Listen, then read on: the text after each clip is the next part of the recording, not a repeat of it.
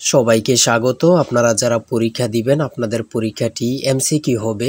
আজকে একটি এমসিকিউ পরীক্ষার প্রশ্ন প্যাটার্ন নিয়ে এসেছি। ইনশাল্লাহ এই প্যাটার্ন থেকে 25 থেকে 30 নাম্বার অনায়াসে কমন পাবেন। ধৈর্য সহকারে সম্পূর্ণ ভিডিওটা দেখেন।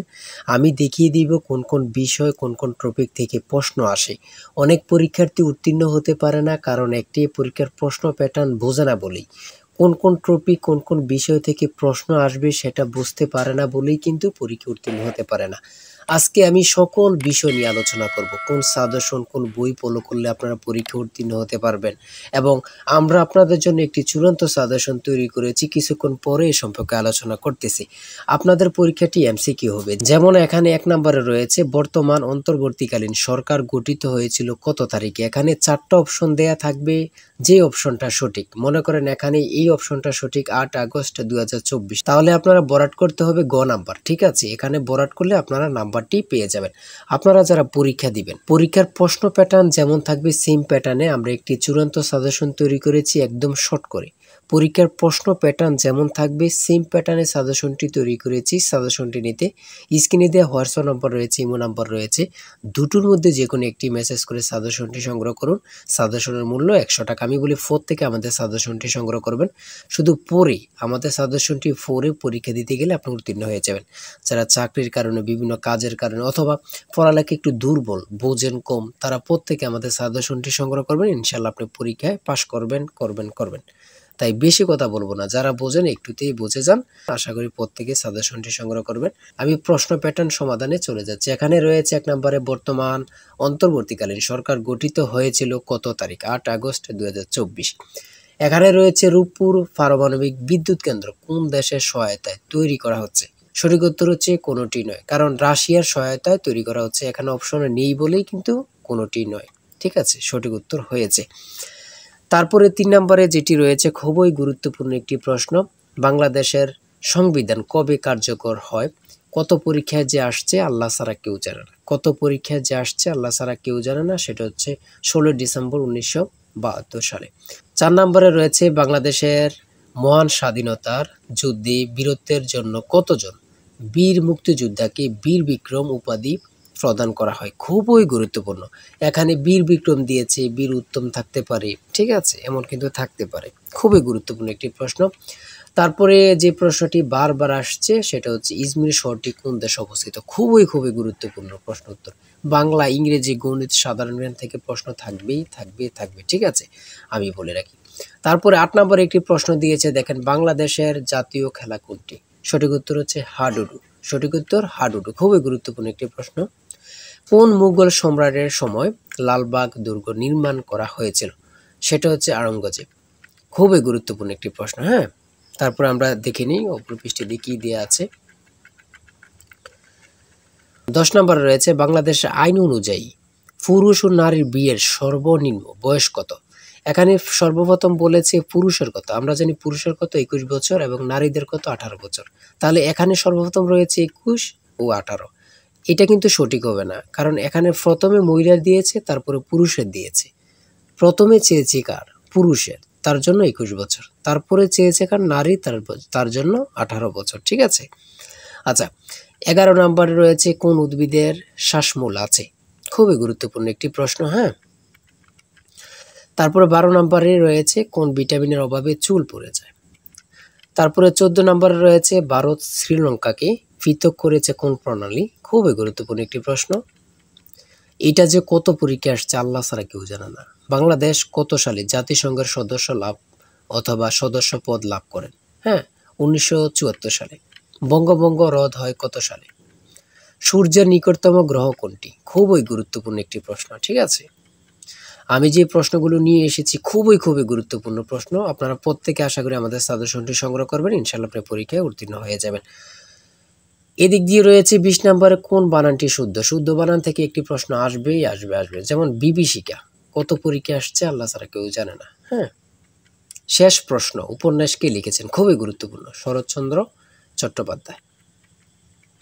তারপরে সন্ধি বিচ্ছেদ থেকে অবশ্যই আপনাদের প্রশ্ন থাকবে। 100% শিওর সন্ধি বিচ্ছেদ থেকে থাকবে। বানান শুদ্ধকরণ থেকে অবশ্যই প্রশ্ন থাকবে। আদালত কোন ভাষার শব্দ, যেমন এটাও বলতে পারে কলম কোন ভাষার শব্দ। তারপরে চশমা কোন ভাষার শব্দ, ভাষা থেকে একটি প্রশ্ন অথবা দুটি প্রশ্ন থাকবে, সমার্থক শব্দ থেকে প্রশ্ন থাকবে, এগুলো থাকবে বিভিন্ন কবি থেকে অবশ্যই প্রশ্ন থাকবে। ঠিক আছে, এগুলো কিন্তু খুবই গুরুত্বপূর্ণ, আপনারা দেখে যাবেন, খুবই গুরুত্বপূর্ণ। হ্যাঁ, তারপরে রয়েছে 30 নম্বরে রয়েছে আকাশ ভেঙে পড়া, বাগধারা থেকে অবশ্যই থাকবে। আমার কথা বুঝতে পারছেন? বাগধারা থেকে অবশ্যই থাকবে। কবিতা থেকে, যেমন কপোতাক্ষ নদ কবিতাটি কার লেখা, ঠিক আছে, থাকবে। Identify the correct passive form of this sentence, do you know them. ইংরেজি ক্ষেত্রে খুবই একদম সহজ থাকবে, এত কঠিন কোনো প্রশ্ন থাকবে না। ঠিক আছে, আপনারা বুঝতে হবে। ঠিক আছে, এত কঠিন কোনো প্রশ্ন থাকবে না, ট্রান্সলেট থেকে ইংরেজি থেকে থাকবে। তারপরে 34 নম্বরে রয়েছে কোন বানানটি সঠিক। ঠিক আছে, সঠিক আপনারা ট্রান্সলেট থেকেও থাকবে। ঠিক আছে, ইংরেজি পার্ট থেকে ট্রান্সলেট থেকে থাকবে, কারেক্ট থেকে থাকবে, কারেক্ট স্লিপিং থেকে থাকবে, তারপরে ট্রান্সলেট থেকে থাকবে। এটা কিন্তু 100% শিওর। আপনারা ভালোভাবে ট্রান্সলেট পড়বেন, লিখিত বলেন আর এমসিকিউ বলেন, ট্রান্সলেট থাকবেই। ঠিক আছে, আর্টিকেল থেকে থাকবে, প্রিপোজিশন থেকে থাকবে ইংরেজি ক্ষেত্রে, এগুলা থাকবে, ভয়েস থেকে থাকবে, তারপরে গণিতের ক্ষেত্রে থাকবে, মান নির্ণয়ের অঙ্ক, গণিত থাকবে, মান নির্ণয়ের অঙ্ক থাকবে। হ্যাঁ, ঠিক আছে। আর আমাদের সাজেশনের প্রত্যেকটি প্রশ্নের ব্যাখ্যা ও সমাধান সহ আপনারা পেয়ে যাবেন। তারপরে এখানে রয়েছে 1 কোটিতে কত মিলিয়ন হয়। 1 কোটিতে কত মিলিয়ন হয়, খুবই গুরুত্বপূর্ণ, সেটা হচ্ছে 10 মিলিয়ন। শতকরা থেকে থাকবে, লাভ ক্ষতি থেকে অবশ্যই থাকবে। ঠিক আছে, অনুপাত থেকে থাকবে, দশমিকের গুণ থাকবে। এটা কিন্তু একদম সহজ, আমি আপনাদেরকে একটু বুঝিয়ে দিই। এখানে 2 দুগুণে 4, 4 দুগুণে 8, দশমিকের পরের সংখ্যাগুলো গুণ করে দিবেন। 2 দুগুণে 4, 4 দুগুণে 8, তাহলে আমরা রেজাল্ট পেলাম কত, 8। ঠিক আছে, তাহলে দশমিকের পরে কয়টা শূন্য, মানে সংখ্যা, 1 2 3 4 5 6। এখন 6টা পেয়েছি, দশমিকের পরে সংখ্যা পেয়েছি 6। যদি আমরা এর পূর্বে গুণ করে 8 পাই, তাহলে 6টা সংখ্যা হইতে, হ্যাঁ, 8-এর সাথে কয়টা শূন্য দিতে হবে, 5টা শূন্য দিলেই কিন্তু আপনার হয়ে যাবে। ঠিক আছে, যেমন 1 2 3 4 5টা শূন্য আর 8, সঠিক উত্তর হচ্ছে ক। ঠিক আছে, বুঝলে কিন্তু একদম সহজ এগুলো। এত কঠিন প্রশ্ন থাকবে না, একদম ইজি, কিন্তু আপনারা আনইজি ফিল করবেন। ঠিক আছে, আরে এটা তো পারি কিন্তু মনে আসতেছে না, ভয় পাওয়া যাবে না। ঠিক আছে, নিজেকে শক্ত করতে হবে। পিতা পুত্র থেকে অবশ্যই অঙ্ক 1 নাম্বার থাকবে। ঠিক আছে, জ্যামিতি থেকে অঙ্ক থাকবে। ঘাবড়াতে পারবেন না, অনেকেই ঘাবড়িয়ে যায়। ঠিক আছে, পরীক্ষার হলে ঘাবড়িয়ে যায়, ভয় নিয়ে পেলে তারা কিন্তু পারবেন না। 78 ডিগ্রি কোণের সম্পূরক কোণ কত ডিগ্রি? 78 ডিগ্রি কোণের সম্পূরক কোণ কত ডিগ্রি? আমরা জানি সম্পূরক কোণ হচ্ছে 180 ডিগ্রি, আর পূরক কোণ হচ্ছে 90 ডিগ্রি। হ্যাঁ, সম্পূরক কোণটা 180 ডিগ্রি হলে যদি 180-তে 78 মাইনাস দেন, বাকি যেটা আছে ওটাই হচ্ছে সম্পূরক কোণ। ঠিক আছে, সর্বশেষ রয়েছে 60 নম্বরে, 13 সেন্টিমিটার ব্যাসার্ধের বৃত্তের কেন্দ্র হতে 5 সেন্টিমিটার দূরত্বে অবস্থিত যে এর দৈর্ঘ্য কত? সেটা হচ্ছে 24 সেন্টিমিটার। এতক্ষণ আলোচনা করলাম, যদি ভালো লাগে অবশ্যই আমাদের চ্যানেলটি সাবস্ক্রাইব ও পেজটি ফলো দিয়ে রাখবেন, কেন নেক্সট ভিডিও পাওয়ার জন্য। আমাদের চ্যানেলটি সাবস্ক্রাইব ও পেজটি ফলো দিয়ে রাখলে নেক্সট ভিডিও আপলোড দেওয়ার সাথে সাথে চলে যাবে আপনার কাছে নোটিফিকেশন।